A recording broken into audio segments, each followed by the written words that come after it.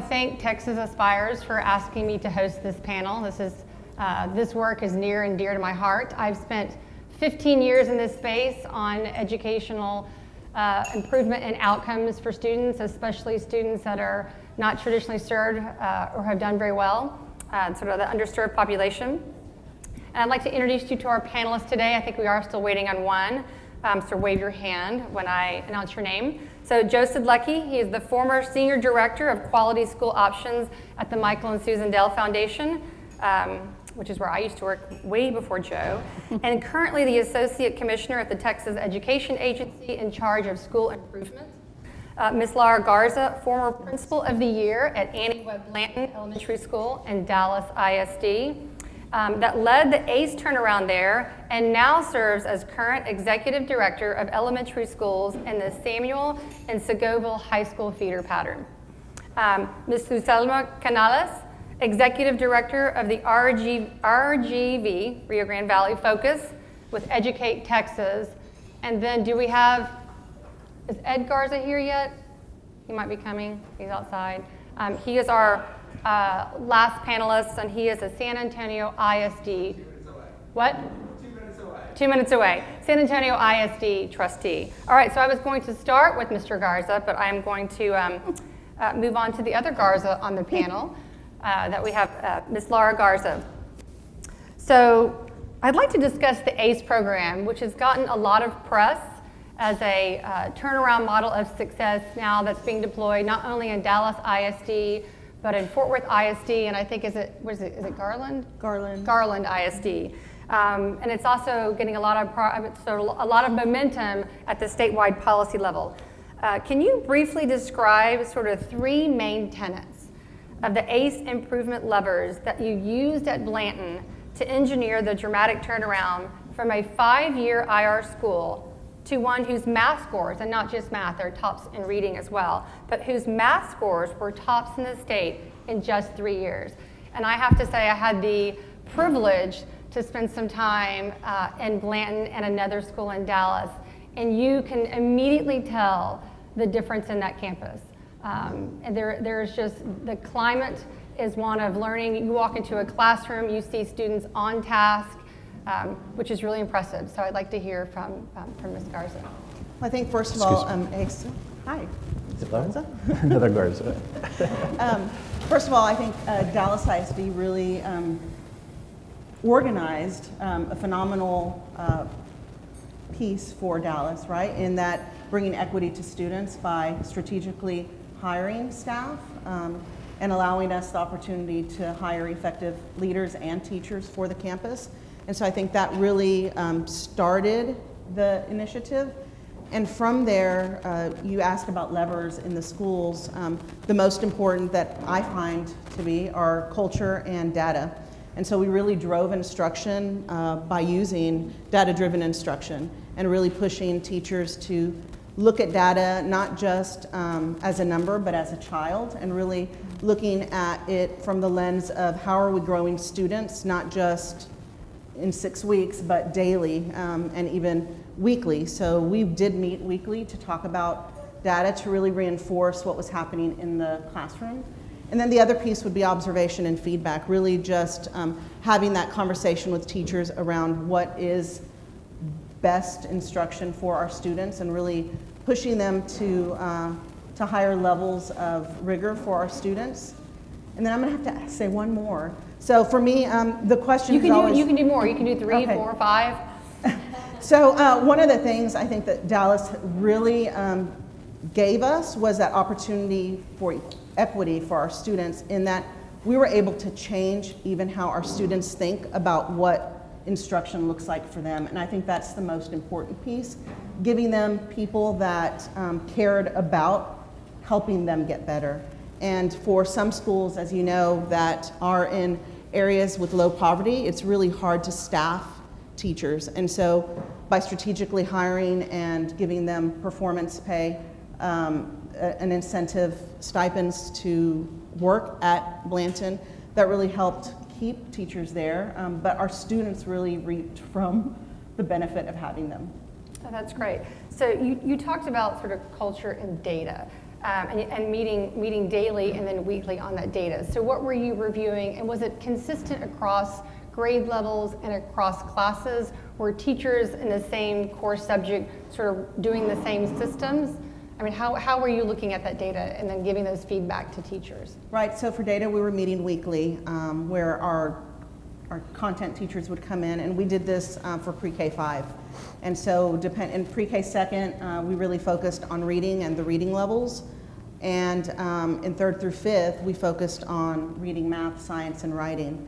But data isn't data unless you're looking at it from a common lens. And so yes, our teachers had to prepare many assessments to help them drive the efforts, because they have to be able to compare how they're performing in comparison to each other, but really to help push each other. And so we did practice teaching lessons in the data meetings, where they were able to really help each other and fine tune what the lessons would look like for students.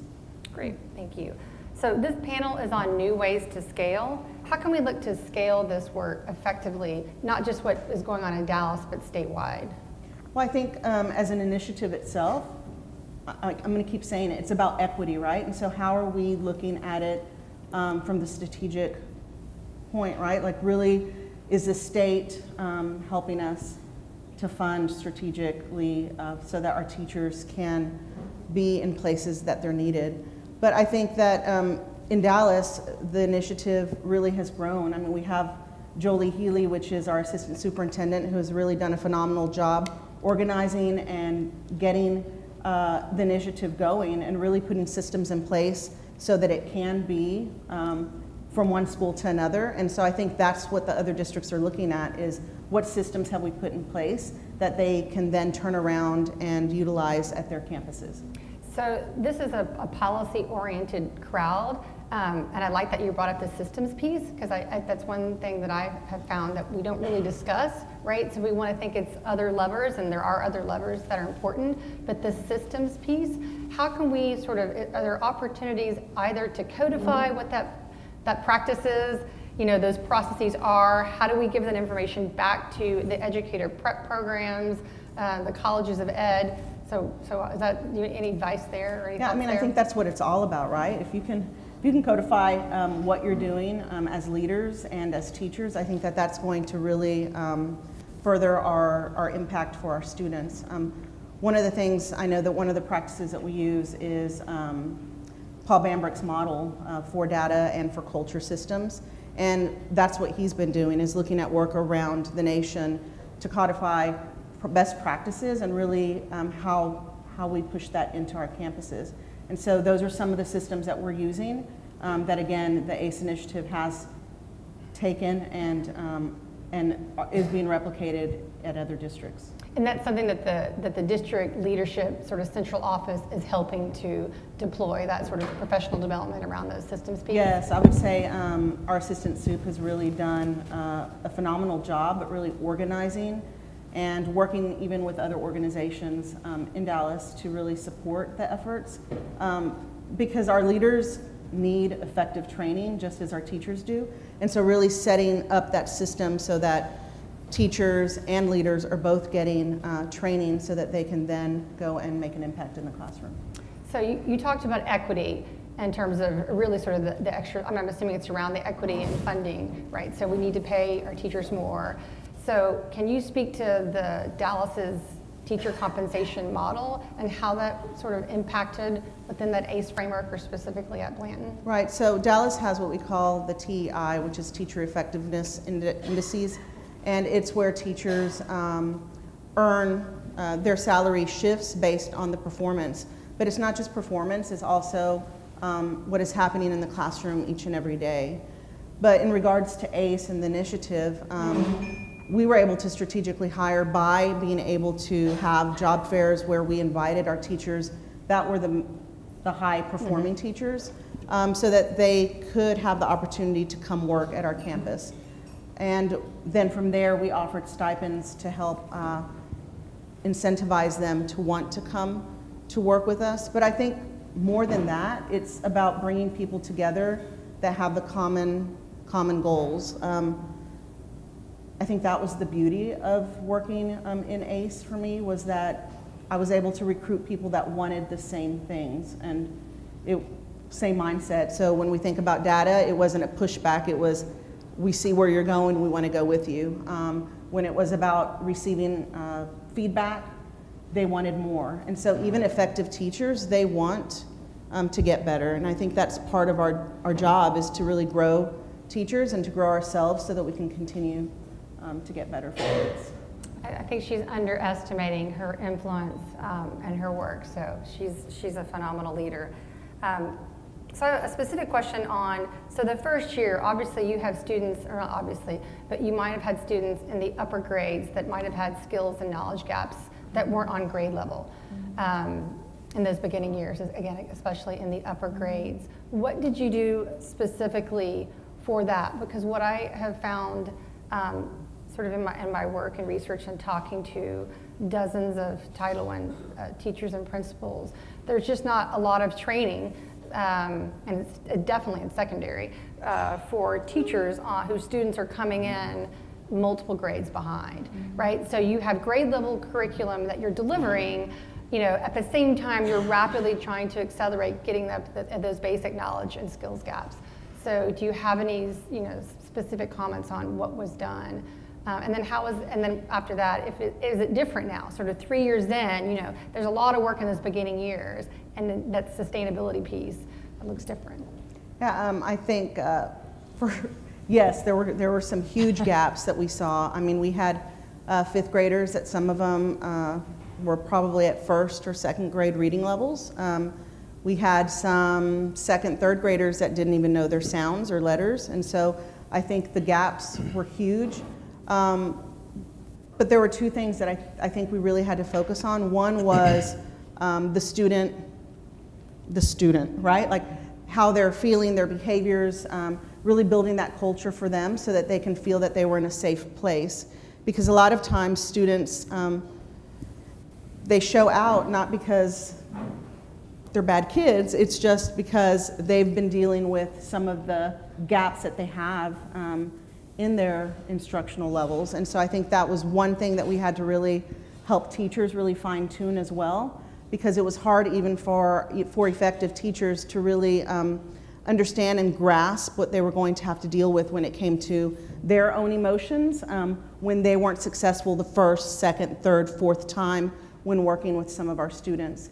And then the second is really the small group instruction, really differentiating for our students so that they all had opportunities with face-to-face time with teachers, and not just the teacher in the classroom, but we hired retired teachers that would come and help support in the classroom because it was needed. Our students really needed that. Some of them needed the one-on-one time, and it was just needed. I mean, there was no way around it, but I think that you have to deal with the whole child in order to get where you want to go. And I think that if I look now and look back, you know, year 2, we walked into the campus and we're like, okay, we're ready. We know this one grade level we're going to struggle with, right? Let's make sure we had portables. We said, let's make sure we get them into the building. And when we walked in day 1 and all the 5th graders were sitting down in their uniforms just waiting, and we were like, wait, we were right. Consistency matters. And so I think for our students, the consistency that we showed every single day really made the impact for them. And then the consistency of the adults in the building. One of the questions we had going into that summer was, are you coming back? Are you coming back? All the teachers were getting questions about whether or not they were coming back. They were so used to about a 50% turnover. And so again, consistency with our teachers, consistency and even what students, what the expectations are for our students has really made an impact. And when you can change how a child feels and acts and thinks about what education is all about, you've really made a difference, and you've made that school hireable, because now you have a place. And even though I lost several people this coming year, I lost teachers, but I think that because we have enough teachers that believe in the same thing, and our students believe that they can be successful, we have changed that school forever. So last question before we move on. Thank you. Great information. So what do educators and policymakers underestimate as roadblocks to success, and how can we better support the development of strong principals to scale? Again, I've seen that we need those effective teachers, but the leadership at the top sets that culture and sets the expectations consistently or not. So what can sort of policymakers and education leaders within districts do? Sorry. No, I think I'll start with our educational leaders, even like within our district. I think that Dallas ISD has really starting to put in a lot of time with our leaders and has recognized the value behind training our leaders so that they can be effective. The number one thing that we need to remember is that, and I was just having a conversation with the teacher back there, that it is about coaching. Why has our field taken so long to really accept that teachers need to be coached, leaders need to be coached, I need to be coached? We have to seek it so that we can continue to get better. And I think districts, if they did one thing, is really offer that PD to our leaders so that they can continue to grow. My goal has always been, I have to always be one step ahead of my teachers so that I have to keep growing so that they keep growing, because the moment I stop growing, then I can't grow them anymore. And I think if we all held on to that mentality of just growth, that growth mindset, that we could do a lot more. And I think if we think around policy in our state, I can't speak too much about it. You know, I stick to what I know in the classroom and on campuses, but I think that we really need to think about what does equity really look like for our students across the state, and how can we really help our students overcome the gaps that they're struggling with. And so really looking at every aspect of the child, whether it's building cultures in our schools, whether it's providing funding to allow for initiatives to take place that are going to really support and close those gaps. But until we address those things, it's going to be really tough. So, thank you. We're in the presence of greatness in terms of an educator and a principal, so thank you. Thank you for your time. All right, I'd like to move over to you. So, hello, I'm Kendall. I missed you coming in. Nice to meet you. You want to give introduce Apologize everybody? for my No, that's running okay. on stage. I think we were on time. I mean, we were early. So, you are a trustee with the San Antonio ISD. Maybe you can tell how long you've been on the board. But I wanted to kind of cover, San Antonio has also been in the news a lot lately in terms of making sort of bold steps and taking innovative risks in school performance and with school models. And so I had actually the opportunity a couple of weeks ago to go visit Democracy Prep in its first year. I think it was at the Stewart campus. Correct. Is that correct?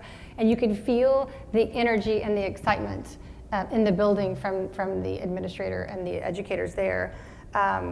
But can you describe for us what new school models are being deployed in San Antonio?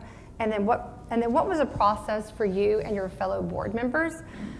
What you went through to get comfortable to support Pedro Martinez, your superintendent, to go down this path? Because some urban school districts have a little more difficulty.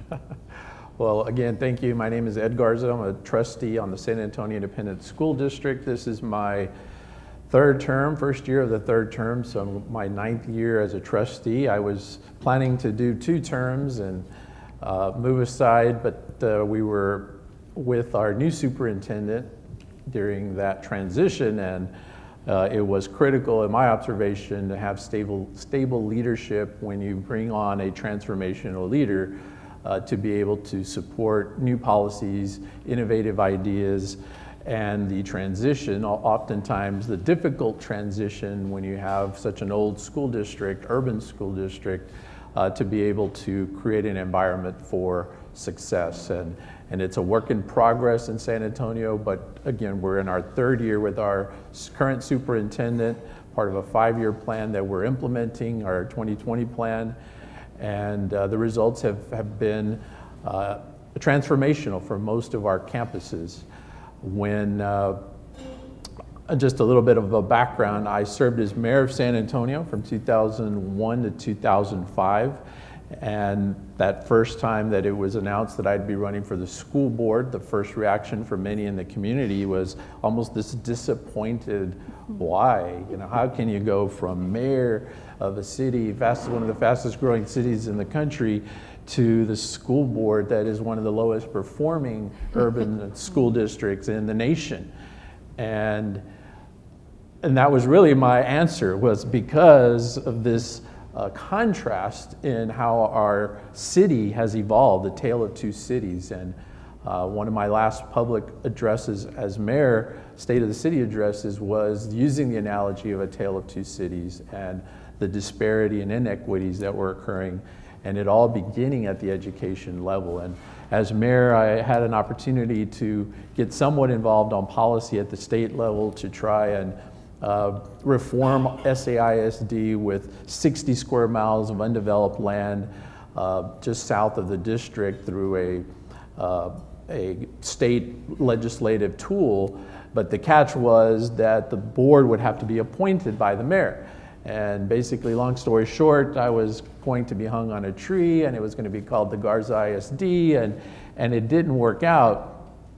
But I came back and ironically now sit on the same school board that most of those trustees really didn't agree with that philosophy of a governance change. So it has been a fulfilling challenge to be able to sit on the school board. And when prior to hiring Superintendent Pedro Martinez, we went through two previous superintendents, a divided board. There was no clear direction, no clear vision, no clear commitment or common commitment. And so we began a process of building the leadership capacity of our board.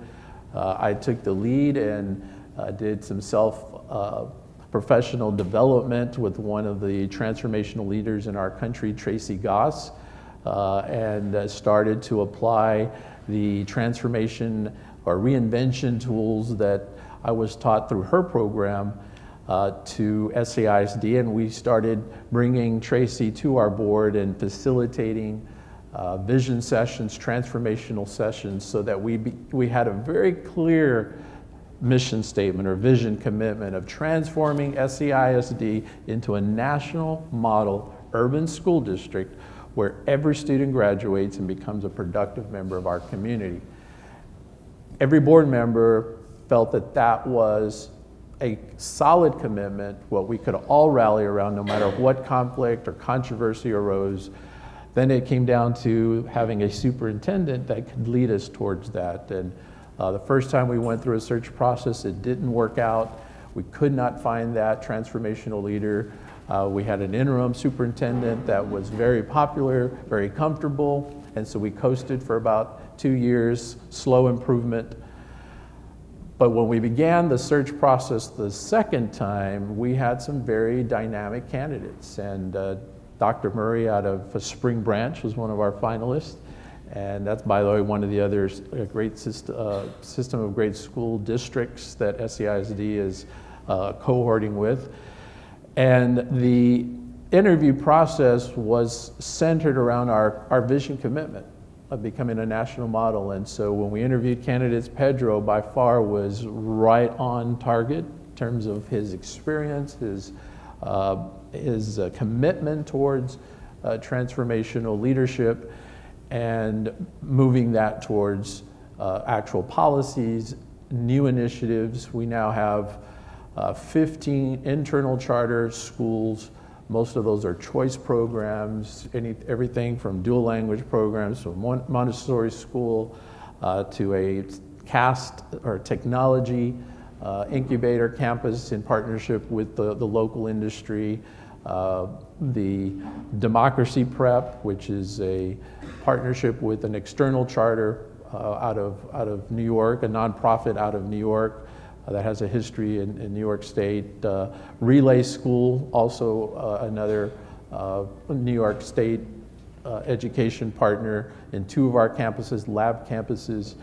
So the campuses started to quickly evolve through the leadership of our superintendent. We're now in a process of asking campuses through a call for innovation as part of this System of Great School initiative to give the campuses autonomy. And that's something our superintendent has been so clear on, and our board has been very supportive on, is how can we as a policy give and not just say, but really give the power to the campuses for designing of their schools, give the campus principal the autonomy and the leadership to be autonomous, and then step back. Hold them accountable, but step back and support them in any ways to be successful. So we're hoping that we'll have a third of our 90 campuses that are internal charter campuses. We've partnered with local universities, again, nonprofits that have proven success and transformation, industry partners, and that's really where the scale is starting to become a reality. Our biggest challenge still is with our more comprehensive schools that really do not go through the process in the past where families had to apply or interview, much like the external charters.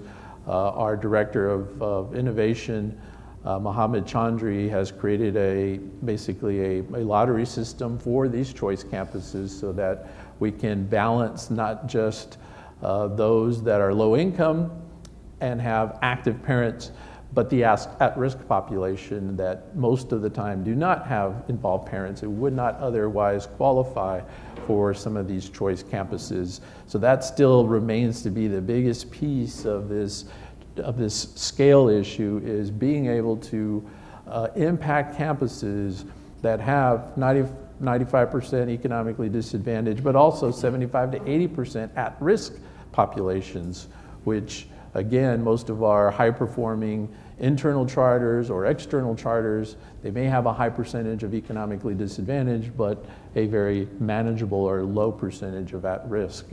And so that's really the transition we're making right now. We have 9 schools, 2 feeder patterns that we're integrating or implementing international baccalaureate, and those are all comprehensive schools, and those are really going to be the first at-scale campuses that we're looking at populations with high at-risk percentages. Thank you.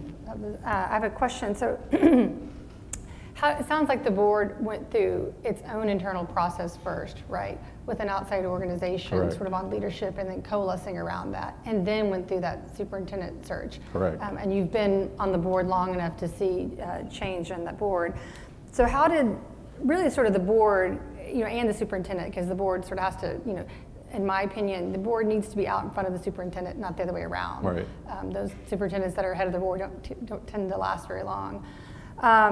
So how did the board overcome resistance from either community or advocates against this path towards all this innovation, all this change, all this choice, all this change?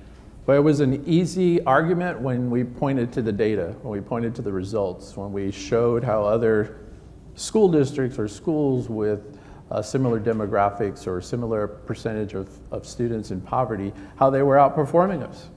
And that we've tried ways of the past that were not working and not being sustained for any period of time. It was usually a leader, campus leader, that could transform a school, but there was no clear vision, commitment, and buy-in by the community. That's not to say that some are still skeptical or still critical. That's part of it, but it's not impacted the elected body, primarily because we go back to this vision commitment. And the board is upfront in clearly communicating that commitment, that policy commitment, and that vision. But when the superintendent implements through these innovative, sometimes controversial programs, our immediate default in response, again, is the data, and then the transformational data for some of these schools that are already showing dramatic results after 1 or 2 years. We know that there's no silver bullet. We know that there is no perfect model, that you're still going to have areas for improvement. But I think that the community in general, at least the constituents that we represent, see it as an authentic transformation. and one that is truly now this next chapter going to challenge perhaps even those that have been more critical from the campus perspective to say, okay, well now you design something that you believe works, is consistent, and is parallel to this vision commitment of national model, and if it's not a national model, then it's not in line with where our district wants to go. So when you talk about sort of looking at the data, and I will say it's not easy when pointing at the data, but in my experience, but that's nice to hear that in San Antonio that it is. But how are you measuring success of the initiative? Well, So what data are you looking at? We're looking both at the state accountability data. We have some external, internal pieces that have been evolving, and then now we're actually looking at campus performance standards and indicators that will be specific to SAISD through the System of Great Schools and Innovation Program. And so that's currently even being designed as we sit up here today and over the next probably 6 to 12 months. But when we started this program, we knew that the most visible schools were our high schools. And we had several, or at least 3 or 4 that were on and off again, IR campuses, or the lowest of the state standards over the last decade. So our superintendent wanted to focus on the graduation rate, wanted to focus on the rate accepted to college, set very high standards for those accepted at Tier 1 universities, SAT, both in terms of percentage taking the SAT as well as the overall increase in performance, AP, IB, and in all of these indicators, we have seen transformational growth. And there's not one high school that is IR this past round in 2018. So that's the first time in a long time. And our college numbers, college indicators in many of those categories, again, are at the highest levels. Overall, the graduation rate is 85% in the district. When I began, it was 65%. Most of our high schools now are in the 92 to 98% range, and even the comprehensive high schools. And so those visible campuses started to show dramatic results, and at the same time rolling out new programs, new schools, new initiatives that were also attracting families back. Some of the demographic profiles in these campuses did not match the demographic profile of SAISD over the last 10 years. New families, diversity in income, diversity in ethnicity started to occur in some of these campuses that had never been looked at before, and most parents probably would have never considered if it weren't for this transformational vision that was being implemented and communicated. And I will say, even through the controversial decisions and the partnerships with Democracy Prep and the publicity with the Teachers Alliance, even with that controversy, it has allowed us to communicate the message again. And so that's where we use every opportunity we can, even negative opportunities, to turn it into a positive. Thank you. We're going to move now to Dr. Canales. So I'm going to just read a little bit about what you do, and then you can add more color there before we launch. But Dr. Canales provides leadership to a large-scale collective impact initiative launched to transform college readiness, access, and success across a 4-county region in the Rio Grande Valley of South Texas. The collaborative is comprised, tell me if I got this right, of 40 partners, including 4 post-secondary institutions, 11 school districts, 2 workforce boards, private funders, and numerous community-based organizations and nonprofits. And then we know there's ample evidence across that, that large-scale social change requires broad cross-sector coordination. And yet for so many communities, and so many, especially in the urban centers, improvement is based on isolated interventions and sort of individual organizations. So anyway, I would love to sort of hear about this, but one of the things I take note of, I said, one of the goals that you have as part of the collaborative was to increase literacy, numeracy in pre-K through 3rd grade, and intentional middle school pathways. So what are some of the measurable improvements and educational outcomes across the region in these areas? Yeah, and so we just started our new 3-year plan, and so that is part of our new 3-year plan. We actually have done a lot of, and both of you spoke about the need for data, right? So one of the bands that we have is how do we move from data being a tool and resource to data being a strategy, right? And so being able to build the capacity, the data literacy capacity of folks, not just to look at data, but how do they engage leaders and stakeholders in making sense of that data to move into action, right? And so that's what folks struggle with. And so folks that are inundated with data reports and all of that, right? And so for us, what we were able to find, for example, in working with some national organizations was we need to understand the landscape of what's happening. So what we were finding was that for low-income kids, the #1 elementary school in the country for low-income kids in reading is Bellevue Elementary in Brownsville, Texas, 4 blocks from the International Bridge, with 100% Latino, 100% low-income kids, with almost all of them being English language learners. Move a few blocks down the road in Brownsville, the #1 school in 5th grade math for low-income kids in the country is Falk Elementary, right? And then you go down to McAllen, and they're also one of the top performing math and English elementary schools. Then you move to Roma. I don't know how many of you know where Roma is. Roma, Texas in Starr County, my home county. I mean, they're all doing this phenomenal work. So out of 500 schools, this organization was really interested in why is it that you have huge percentage of schools in the Rio Grande Valley. What are you doing? Mm-hmm. What's so different in the Rio Grande Valley, right? And so we all, you've heard about data, but it really is about using data as a flashlight to inform, to inform leadership. And I think many times in the past, data has been used as a hammer to kind of point out what's not working, right? And then, I mean, campus leadership matters, right? Yes. And being able to think about what autonomy through distributed leadership folks need to be able to do their work. So it's not just enough to say, here's the autonomy, but how do you hold folks accountable through not like measuring whether they're doing what they're supposed to be doing, but what supports are needed and are aligned to do what they need to do, right? So in our 3-year plan, we're really excited because there's one thing in the Valley, and just to give you a perspective, our region is 4,217 square miles. We have kids in 37 school districts, 500,000 kids in pre-K through 12. We have almost over 70,000 kids in post-secondary. You go to Lyford, Texas, and you've got like 0 businesses there. You probably have more cattle than people, right?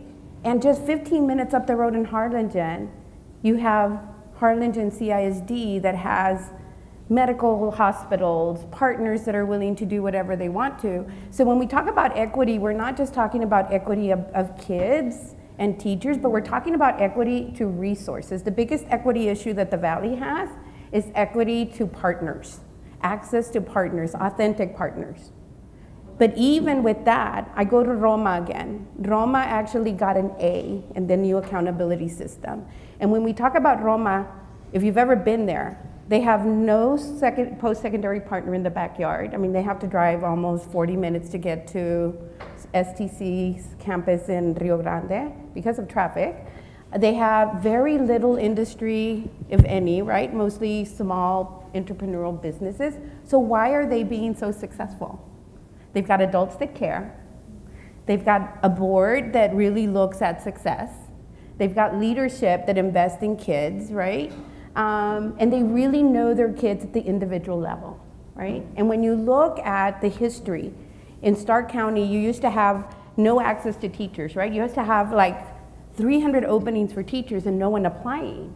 So what happened when UT Pan American decided to build a teaching center in Stark County, now the majority of their teachers and campus leaders and leadership are from their community, right?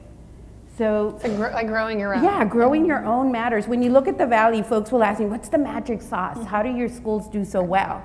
And I'm like, you know what? 90% of my superintendents are superintendents in schools they grew up in.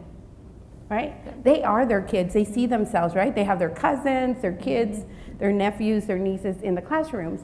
I was in a meeting in Brownsville and I found out that 80% of their teachers are from Brownsville, right? And so whether we're growing our own or doing whatever we need to do, I think the Valley is built on trust, authentic trust, right? When I talk to my friends at Dallas Commit, at E3 Alliance, they're blown away that I don't need MOUs for data sharing. I really don't. You know, there's this trust about like, we're gonna do what's in the best interest of kids. And you're invited to come to our data walks to do a deep dive on our data. People walk away with their data reports. Imagine that, you know, you're walking away with your own data reports, right?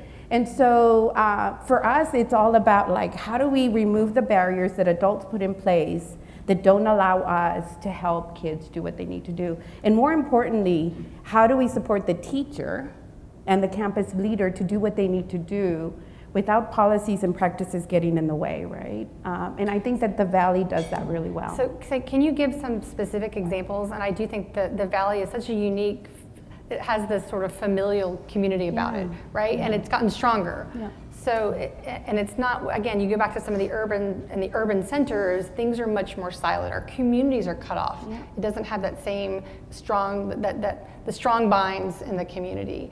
So, you know, what lessons can we take, and then it's sort of the adaptation of, right? So there's some things that we could try to do, but just it's a completely different landscape, right? Just as rural is different from suburban or urban. Are there something specifically that we can take to these urban centers around sort of removing the barriers or getting all the adults? I mean, that trust you bring up is huge, because the lack of trust, and I think you said, right, a lot of times data is either used as a weapon, and then nothing good has ever come from it, right? It's like, oh, you're low performing, but no one's going back to say, okay, what can we do better? What supports can we provide? How do we, it's that constant sort of reassessing, right? It's just the big hammer at the end. I mean, it's kind of hard because you're in one environment. I'm asking you to think, okay, how do we take these lessons learned into communities that are vastly different? So we're asked that question a lot, right? And I always think about, the Valley is we don't think about our demographics as deficits, right? Many folks will say, oh my God, how do you do it? You've got all these poor kids, all these English language learners, and we're like, yay, we have huge assets, right? So who can say that they're born into a dual language biliterate community? The Valley can, right? So you build your systems around the assets that you have. The other thing is, because we're so familial based, I think that we have learned to work with our community-based organizations that normally a lot of folks would see as not wanting to work with them. Like, we work with the Equal Voice Network that represents like 10 community-based grassroots organizations that are doing phenomenal work. For example, Arise in the San Juan Alamo. They have PTA comunitarios that they have built, right? And these are PTAs that are not for fundraising, that are not about my kid didn't get into an IB school. They're about like, why aren't dual language programs available to all kids? Do families really understand the House Bill 5 endorsements? These are moms doing this, right? Moms that normally you don't see at board meetings and things like that. These are moms that are working in the colonias, you know, raising awareness about things. And our role as a backbone organization is, how do we work with our organization so that they have an equal voice and an authentic voice at the table, so that board members and superintendents are welcoming their voice rather than expecting to get beat up, right? And so that's a cultural shift. Yep. And so one thing that the Valley has is, we are very familiar, but we're also a very respectful people, right? And so when we come to the table, we don't expect that it's our table that people are coming to. I mean, I had one of my leadership team meetings at La Unión del Pueblo Entero in January when it was 32 degrees outside. I actually had to bring blankets so that my leaders could see the environment in which our community-based organizations, grassroots organizations lead. People were cold.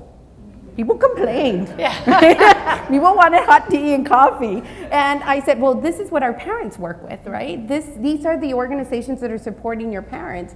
And so I think for us, it's about equity becomes when a mom that lives in the colonias has the same voice and be able to say, I'm really concerned. right? My kids have to choose these endorsements. We don't know anything about it. You know, you're talking to us in beautiful glossy infographics that mean nothing to us, right? And so, for example, we partnered with the Equal Voice Network, Lupa and Arise to do a survey. And for you researchers that are out there, get ready for these results because we all drooled over them as researchers. These moms went out in a 3-week period, did a survey of 1,800 families in 3 weeks on what they understood about the House Bill 5 endorsements, you know, what they knew about the new graduation plans, and anything else parents wanted to share. 99.5 of those parents provided for, you know, names, contact information to be recontacted. When we looked at the data in a mesa comunitaria that was very similar to this, where folks are cross sectors are together talking about the results, 88% of parents reported not understanding the endorsements. 88% of parents, after districts had spent thousands of dollars on collateral, right, to communicate to parents, on training, and we're like, where did we miss the boat? We missed the boat, and in that we communicated to parents the way we would communicate to each other, right? In our research, we have found that in the Valley, you have to communicate to parents in English or Spanish at the 3rd and 5th grade level when it comes to the way that you communicate, whether they're educated or not, right? In very simple terms. And we also found that parents were very concerned that the endorsements were moving away from all kids requiring 4 years of rigorous math, right? And we're like, 1,800 parents from the colonias knew this. Did they know why? Probably not. But they knew that math was critical to kids getting to college. So I think that this idea of considering your demographics an asset and how you build around those is really important to us, right? And then being able to be able to scale for communities that don't have access is really important. And we have an issue in the Valley, right? So we do. Like if you look at Hidalgo and Stark County, they're doing phenomenal because they have a 2-year partner that bends over backwards. South Texas College is a phenomenal partner, right? And then you go to Willis and Cameron County, who have had a lot of turbulence in their higher education space, you know? And so as a backbone, our job is to say, equity matters, so partnerships matter, so how do we take and meet people where they are? Because folks are in different spaces. And then to the trustee's point, how do you get comprehensive schools to scale these promising high impact strategies authentically so that we do have the majority of our kids being impacted? They're hard questions, folks. And they take a lot of work and a lot of patience, and the being able to tell stories, I think, about what works is really important. So thank you. I have one more question for you, but I'm going to hold off. Move on to Joe, and then we'll open it up to the audience. And if it doesn't get asked, then I'll come back to you. So Joe, so how can we look to the state and the TEA to support? You've heard from the educators, from trustees, on what has been promising or what is necessary or what are some of the levers for success. How can we look to the state to amplify and support this work? All right, thanks, Kendall, and thank you all for your comments too. I think everybody knows the adage that we're from the TEA and we're here to help.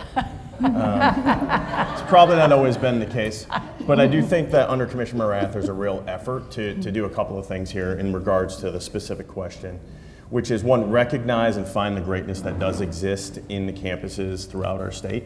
I mean, we've got representatives up here from districts. DISD had the largest decline in IR schools over the last number of years, from 40-some to maybe 3 to 4 left. SISD this past year had the largest decline in number of kids in IR campuses, going from around 25,000 to around 8,000 in a year.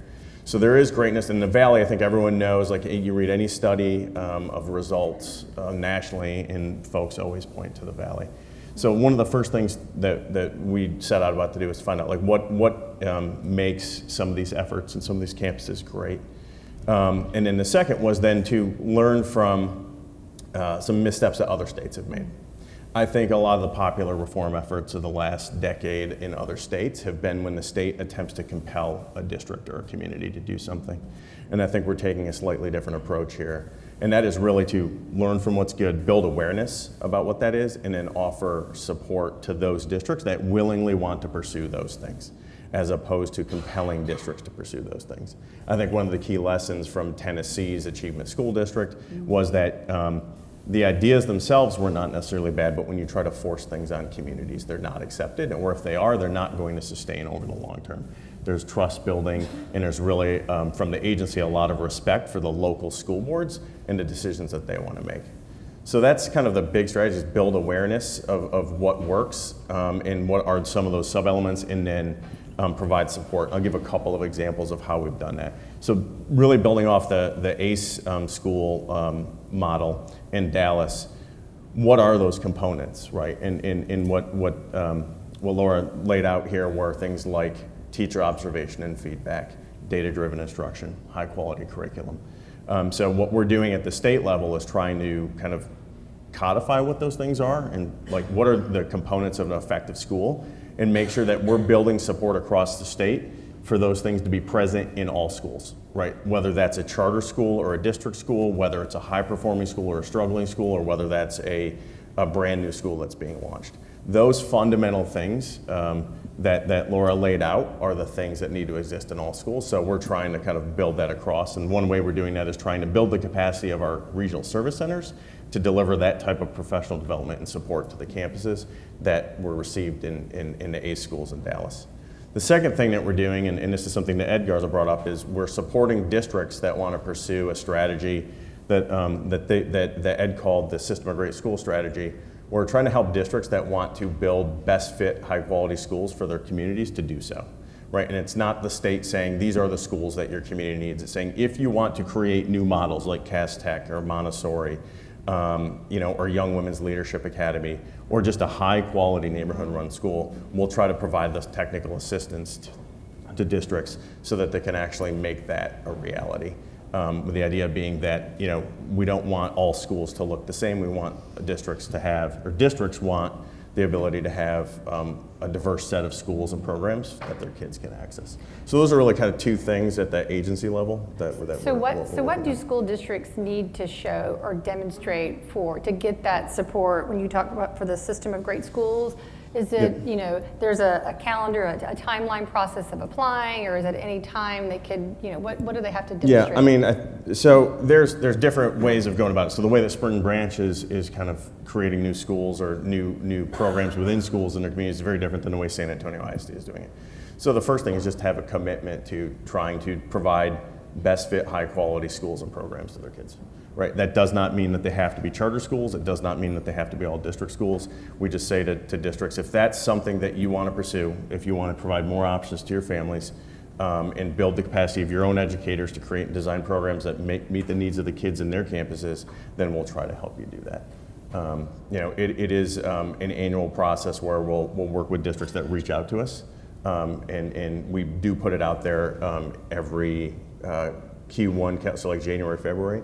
A call for districts that are interested, but we get districts calling us all the time, asking us how we can help to do that. And I'll give one example of a non-urban district that's done this.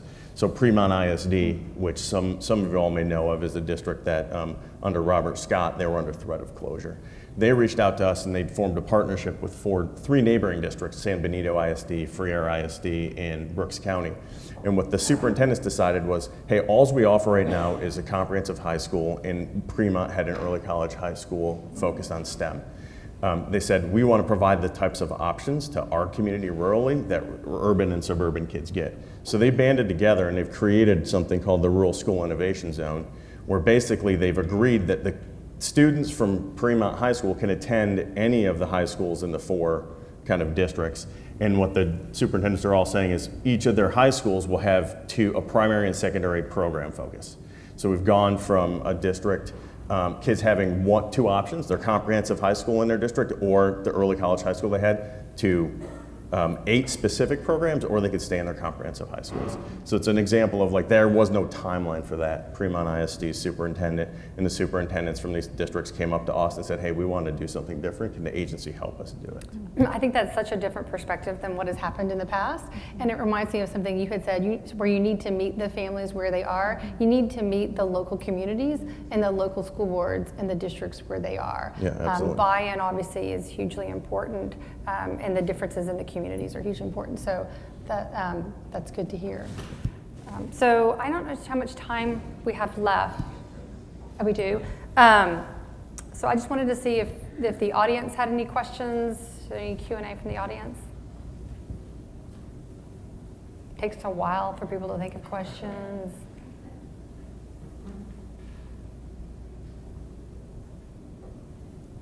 Yes. So I guess if districts are interested in doing something that sort of don't know quite what, are there, I know you probably don't want to sort of lead them down a path, but, and I guess I'm asking sort of all of you, are there local groups you can go to? I mean, sort of how do you kind of find, do you want to, do you sort of say, here's your, portfolio, go forth and pick what works best, but I guess to Joe, but also. Yeah, I mean, I'd say from the agency's perspective, we're not going into communities telling them they ought to do X, Y, or Z. I mean, it's largely those who are interested. So I think it's more for the other panelists here to say how did they come to pursue ACE or come to pursue the focus that Focus pursues in the Valley, or Ed, what the strategy that Pedro and his team are pursuing. It largely comes from the districts and communities up to the agency. It's not the other way around. Yeah, so I think in our district, we have a department that actually helps principals really think through the process. So I would say, if I were an outsider looking in, I would definitely look at different districts that have different choice schools and innovation schools, and really just do some research around what is the interest of that principal and of the community to really figure out what the next steps are. And honestly, principals are really open to share. I know even for ACE, there's been a number of people that we've talked to, just because it's really not about your own district, right? It's about the kids everywhere. And so I would just say do some research and then reach out to people that are doing it. I think for us, we've created through our collective impact work the space for folks to reach out, right? Mm-hmm. And so you heard that we had 11 of our superintendents in our leadership team. We have 37 school districts. But when you look at, sometimes how do you create the space for folks to come and ask, for support?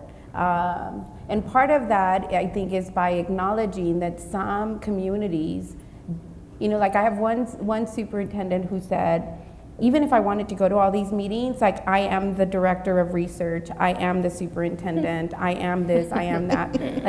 How do I even go and try and do any innovative, meeting, to learn and all of that? So we have to find a solution for those. And then you have the really large school districts, right? Who are also trying to figure out why is there 20% difference between two high schools that look very similar, right? And so I think for us, one of the things that we're beginning to do through our very intentional meeting space is, for example, all of our meetings, we start the first 15 minutes through our host partner, highlighting or spotlighting something that's working that's high impact for them. We have been able to scale more innovative practice with those 15 minutes that we dedicate of storytelling through their own words and through data, right? The other thing is, how do we get the local media to support telling not just the bad, but also the good, right? And so we have the Rio Grande Guardian, the Monitor, we have been able to build relationships with in the Rio Grande Valley. Do they tell the horrific stories? Absolutely. But they are now telling beautiful stories of collaboration and what's working. And we very intentionally include them, right, also in the storytelling. The other thing is, I think, is to acknowledge what's not working, and to tell folks that it's okay to fail forward, right? And that there are others there to support. I know that we had full commitment when I heard my superintendent, for example, from McAllen say that the Valley would be successful when a superintendent from, let's say, far San Juan Alamo cared as much about the success of kids in Roma as they do about their own kids, right? And so I think we in the Valley have a really great network, and then Region 1 has these, and I've been trying to get on their agenda and they won't let me in. They have these secret society meetings once a month with superintendents, and nobody else is allowed to go. And they convene If it makes you feel every any better, yeah. TA's not going to those meetings. Okay, yeah. But they meet, right? And when I ask the superintendents, like, why don't you allow other people? And they're like, that's our safe space. We have a 1 hour a month where we can all come together and just share like the good, the bad, and the ugly. And then there's a group of smaller superintendents that meet together, and so we have this really collaborative, I think, approach of storytelling and what I call thought partnership and critical friendship, in the Valley that works really well for folks to kind of figure out what needs to be and how do folks come, for support. TA can't do it all, right? Because you're here to help. Yeah, just a bunch of questions. All right, so you and your, so. Which codes or regulations are the biggest obstacles to innovation that have a close payoff as well? Just like your way.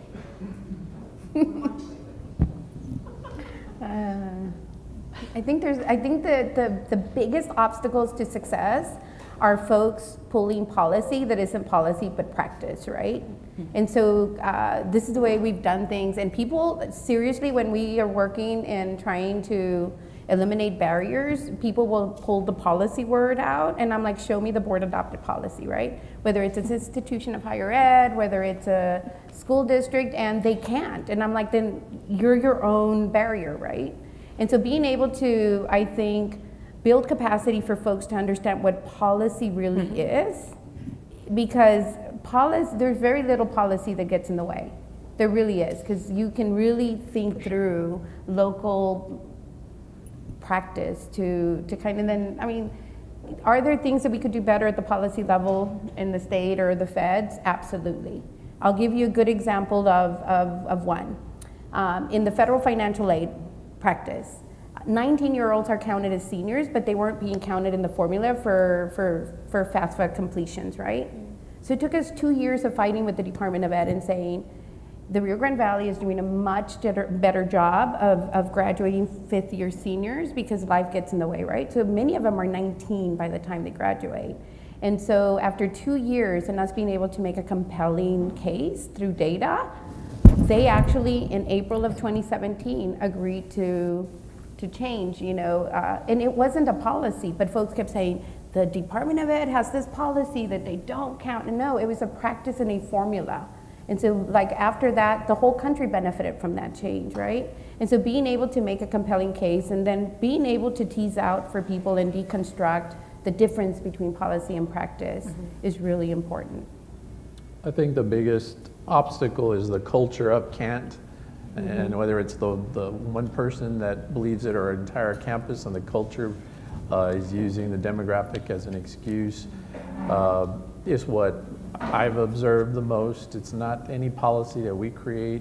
I remember I went to one middle school. They had a student that created chaos in a middle school of 1,000 kids, and one student stole the teacher's keys, took the car, and all these things, and the whole school, all these adults were scared to death about this one student, and they demanded I come as the trustee, and here the principal said, please come, and I sat there, and this is a school that was applying to become an international baccalaureate, and I just listened to all these different opinions of how we should punish this student.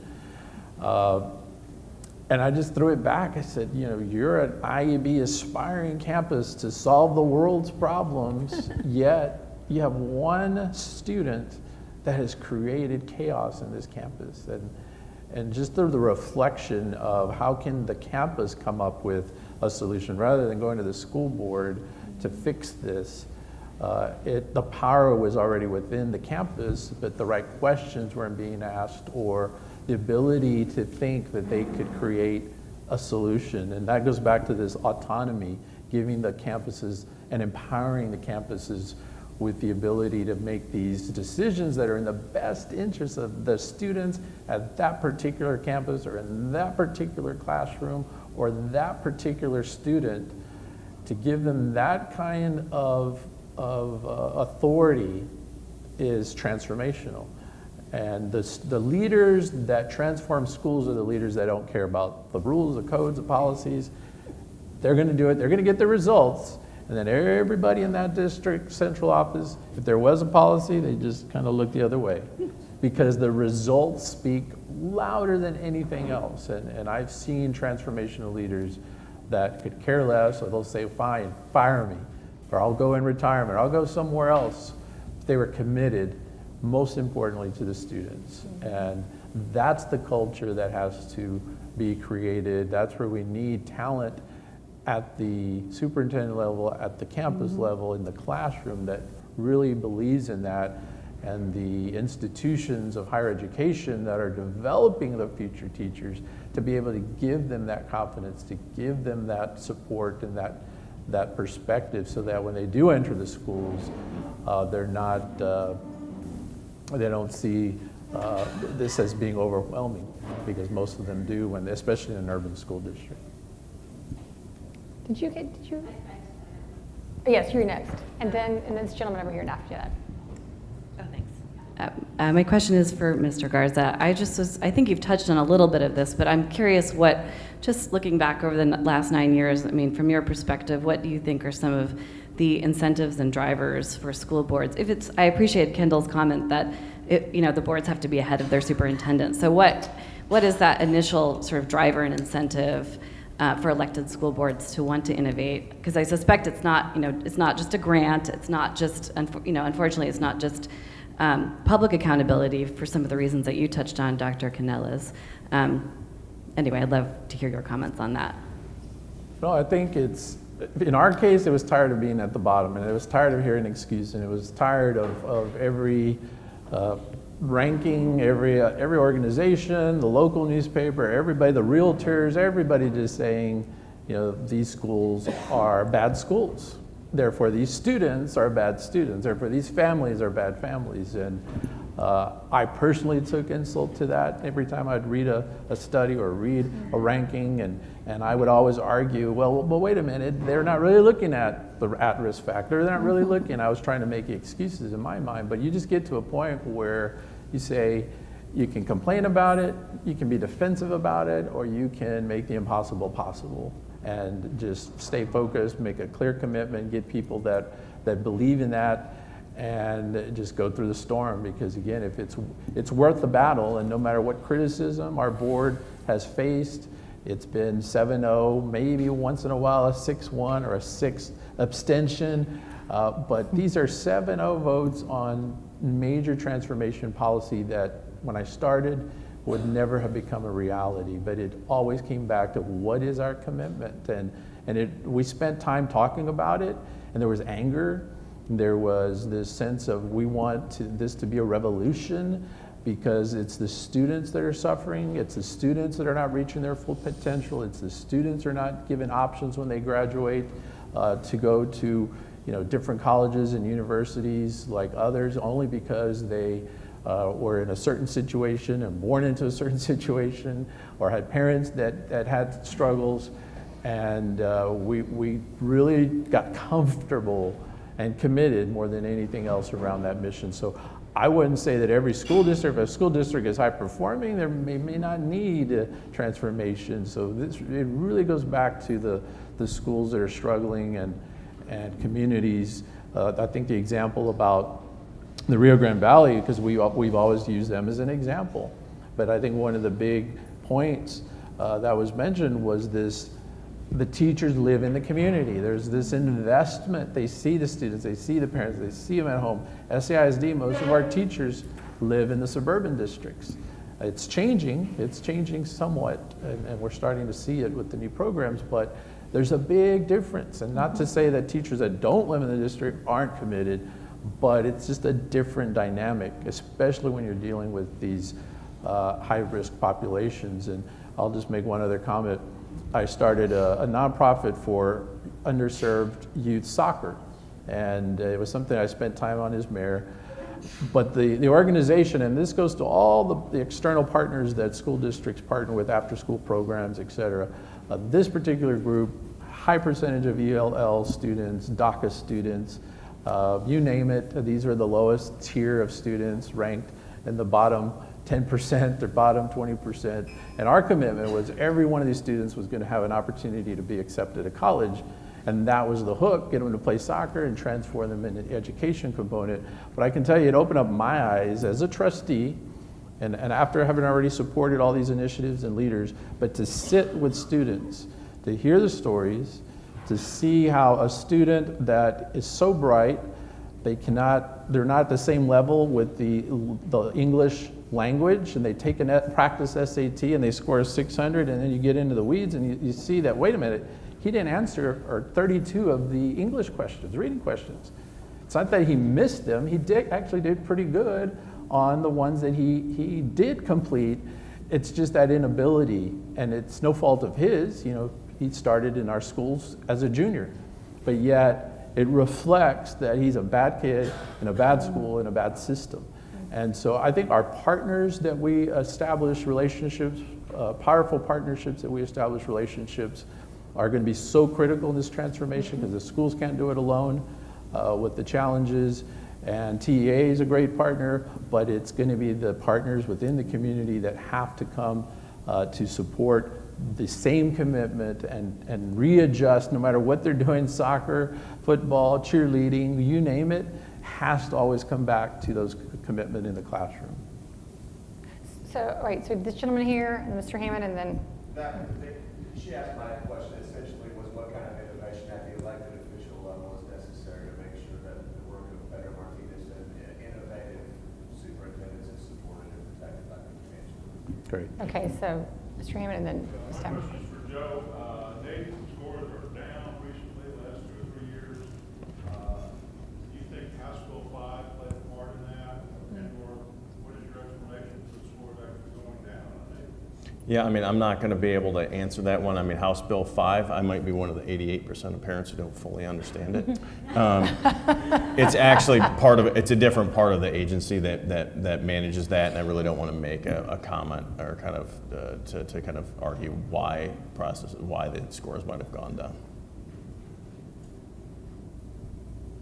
Ms. Townsend. Hi, my question is for Mr. Siedlecki and Mrs. Garza.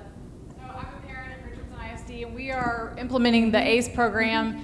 I can see the writing on the wall that this is going to be pushed out statewide based on what's happening with the governor visiting Dallas ISD and with the commissioner pushing it, and he's from Dallas ISD. So a lot of the teachers from Dallas ISD are leaving the ACE program once it rolls off the 3-year period, and they're going to chase the stipend at another district that's rolling it out in Richardson. Is there anything that we can do to reduce that issue? Yeah, I think it's a complex question, right? Because I think one is, yes, there's some people that are going to chase the money, but I don't think that that's necessarily true for everyone. But I think that we can be more strategic in how we use our funding, possibly maybe using, this is just an opinion, right? But you know, I always wondered what it could look like if we gave stipends or incentives after ACE actually ended, but like an incentive pay to continue the work, because the work doesn't end after 3 years, right? I mean, after that comes sustainability, and how do you sustain it if half of your staff leaves? But I think also effective leaders also help to keep effective teachers. And so many teachers do stay because they like the work of being with the people that they've been working with. And unfortunately, you do lose some, you know. Yeah, I mean, I would say from the state perspective too, we offer planning grants and implementation grants to support districts like Richardson ISD that are implementing the ACE model or ACE-like models.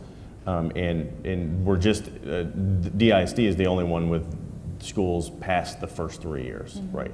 So we're just starting to see, like, what are the results of that. I think the one thing that Laura talked about that we're kind of hoping will be the case is if you create the school the right adult learning culture and the right leaders, that you will retain the teachers that you need in order to continue to get the results that you've gotten.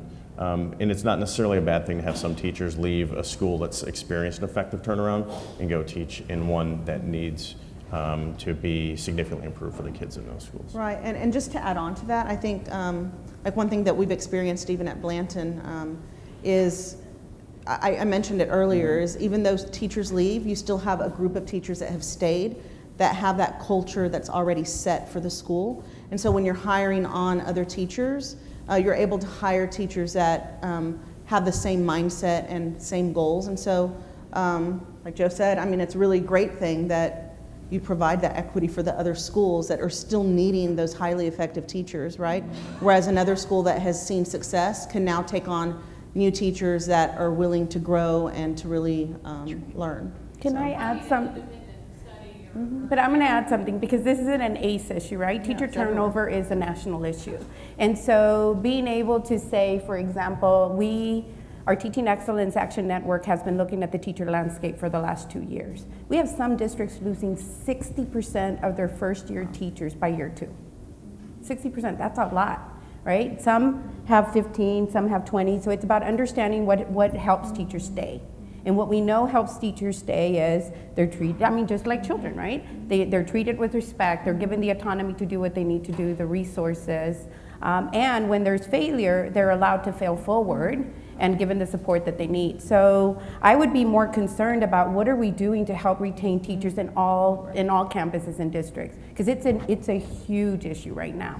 And I know that we were working with CREATE, who produced a report for us, and then Commit helped us synthesize it in a way that we're beginning to take deeper dives in understanding what's the induction program. And most districts will have 1 year, and we're finding that's not enough. So what are you doing in year 2 and year 3? And what is actually the growth plan for teachers? Because the first thing that we do is we take an excellent teacher and make them an excellent administrator, right? And so what are we doing to keep excellence in the classroom also? And they're tough discussions that have to be had, but I would say that we need to ask the greater question, you know, why are we losing our teachers, and what can we do to retain them in the classroom? Thank you. Are there any other questions? Okay, so I think this will end this moderated panel. Thank you so much for our panelists.